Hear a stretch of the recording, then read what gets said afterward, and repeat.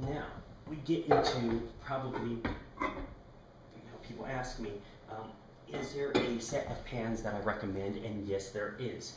If you are a bachelor, this is it. This is made by Lodge. I don't actually know what the name of this series is called, or this set. Don't, like, Emerald and make some or something like that. He actually doesn't make them. There's ones that he sells. I would go with Lodge because they're the oldest brand and best ones, and also, why in the world would you ever give money to Emerald? There you go. Bam!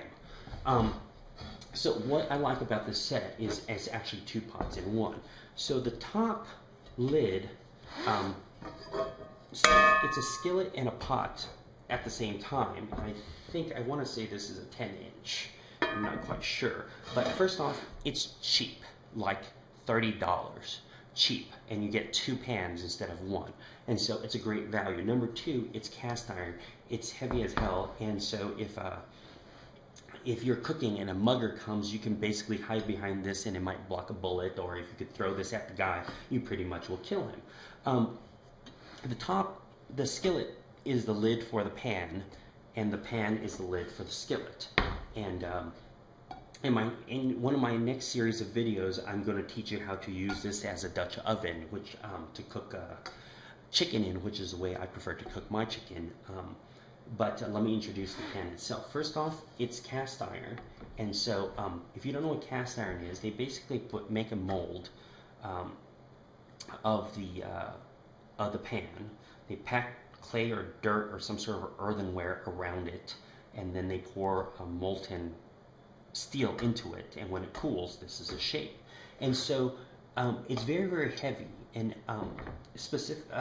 heat transfer is actually very, very slow. So it's slow to heat up, but once it's hot, it stays really, really, really, really hot. And it also, one of the problems with very, very thin pans is the fact that you get hot spots. Very rare in a cast iron because it heats slowly and it heats very, very evenly. The surface is actually porous, and so you want to and it rusts very, very easily. So number one, you can't soak it. Number two, you want to make sure that you oil it clean it and oil it after every use. And if you do, it will be this black. You have very good patina on it, and it's more non-stick than non-stick pots and pans. I like the skillet because for breakfast, if you cook an egg, if you don't believe me, buy one of these. An egg cooked on this will taste 10 times better than an egg cooked on stainless, which will taste 10 times better than an egg cooked on non-stick pans. If you're using non-stick pans right now, you should commit suicide and do the world a favor. But if you're using non-stick pans, basically you don't know how to cook. This, with a good patina, is more non-stick than any non-stick pan I've ever used, and I've used all of them before, and they all suck. Or two, it browns like nobody's business.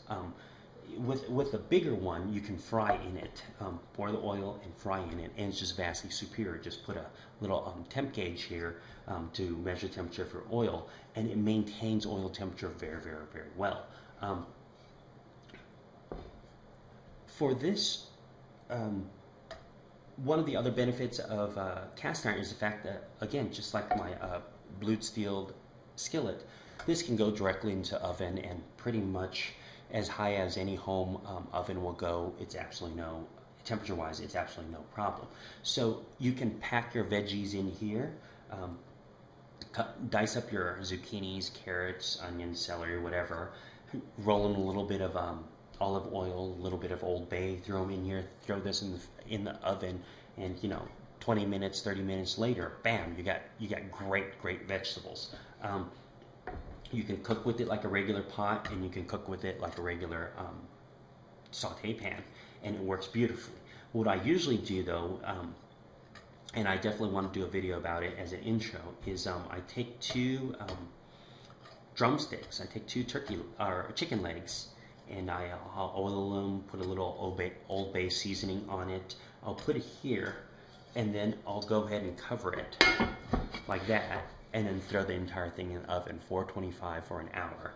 and you got the best chicken you've ever eaten. Because what happens is it's so heavy that the moisture will not come out, and so inside the pan, the steam is rolling back onto itself, and you're basically Dutch ovening your chicken in here. This by far is the most versatile set of pots and pans I've ever used. It's what I recommend everybody have at their house, and if you're a bachelor, then this definitely should be what you buy as a first set of pans, or go ahead and buy this and then use it to smash your non-stick pans because they're crap.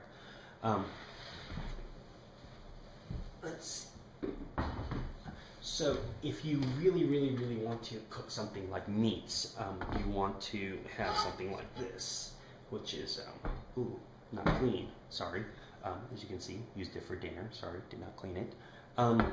This is a cast iron skillet also, and this is, I think, 13¼ inch.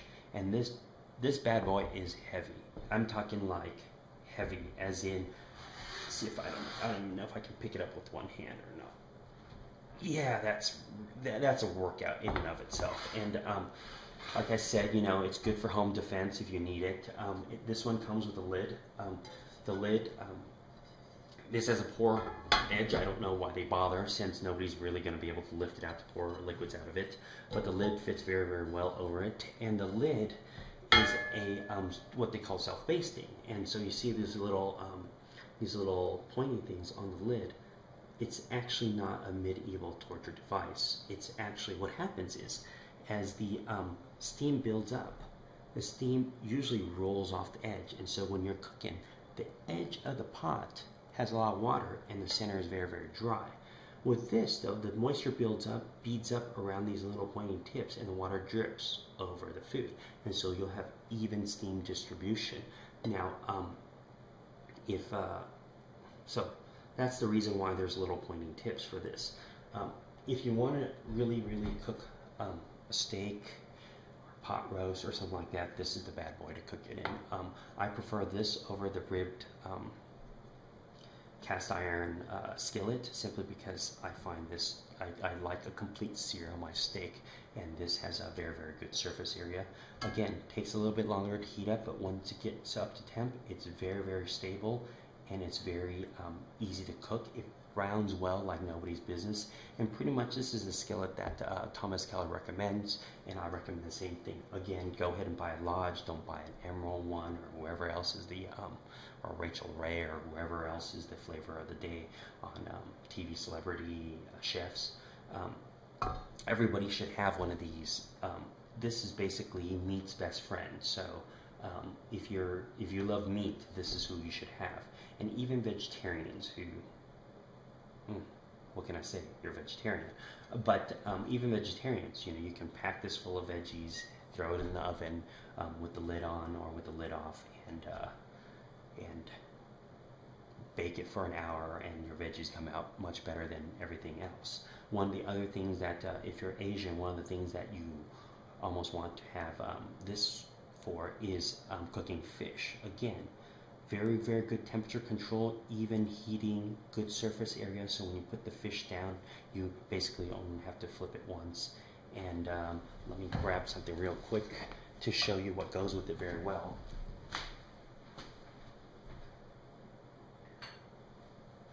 And again, mine is dirty because I use it all the time, but this is a bacon press, and I actually don't just press bacon with it, I press everything with it. So if there's a piece of fish, I'll leave it on. This is really, really hefty. If some sort of meat that is highly sinuous, I don't know if that's a word, but if it's got a lot of sinew or tendon and it starts to curl up, this is something I use, but I also use it for bacon, and I love this thing. And so getting a skillet like this, getting the 2-in-1 skillet and pot set, cast iron, and getting a bacon press is something I recommend. Let me split the video in half and introduce pots and kettles in the next video.